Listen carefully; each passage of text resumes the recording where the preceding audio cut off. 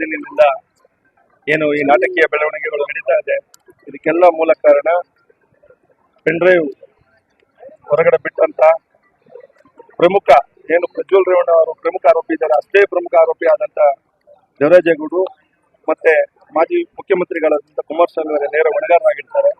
ದಿನಕ್ಕೊಂದು ಹೇಳಿಕೆ ಕೊಡ್ತಾ ದಿನಕ್ಕೊಂದು ಗೊಂದಲವನ್ನು ಸೃಷ್ಟಿ ಮಾಡ್ತಾ ಈ ಸಮಾಜದ ಸ್ವಾಸ್ಥ್ಯವನ್ನ, ಆಸನದ ಮಾನ ಮರ್ಯಾದೆಯನ್ನ ಇಡೀ ದೇಶಾದ್ಯಂತ ಕಳೀತಾ ಇದ್ದಾರೆ.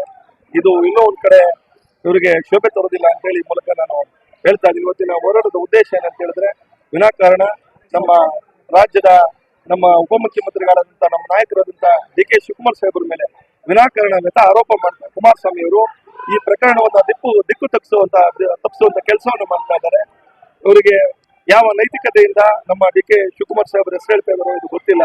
ಎಲ್ಲೋ ಒಂದು ಕಾರಣದಲ್ಲಿ ಇದು ಮಾನ್ಯ ಕುಮಾರಸ್ವಾಮಿ ಅವರೇ ತನ್ನ ಅಣ್ಣನ ಮಗನನ್ನ ಕೇವಲ ಡಿಪ್ಲೊಮೆಟಿಕ್ ಏನು ಪಾಸ್ಪೋರ್ಟ್ ಇದೆ, ಇದು ಡಿಪ್ಲೊಮೆಟಿಕ್ ಪಾಸ್ಪೋರ್ಟ್ ನ ಕೊಡೋದಕ್ಕೆ ಹೆಚ್ಚು ಕಮ್ಮಿ 3 ದಿನಗಳಾಗ್ತದೆ. ಕೇವಲ 15 ನಿಮಿಷಗಳಲ್ಲೇ ಈ ಪಾಸ್ಪೋರ್ಟ್ ನನ್ನ ಕೊಟ್ಟಿದ್ಯಾರು, ಇದು ಕಾರಣಕರ್ತರದ್ದು ಯಾರು, ಈ ಕಳಿಸಿದ್ದು ಇದಕ್ಕೆ ಮೂಲ ಕಾರಣ ಯಾರು, ಇದನ್ನ ಹುಡುಕ್ತಾ ಹೋದ್ರೆ ನೇರವಾಗಿ ಕುಮಾರಸ್ವಾಮಿ ಅವರೇ ಆಗ್ತಾರೆ. ಕೇಂದ್ರ ಸರ್ಕಾರ ಕೂಡ ಹೊಣೆ ಆಗ್ತದೆ. ಇದು ರಾಜ್ಯ ಸರ್ಕಾರಕ್ಕೆ ಬರೋದಿಲ್ಲ ಈ ಪಾಸ್ಪೋರ್ಟ್ ನ ಕೊಡುವಂತದ್ದು.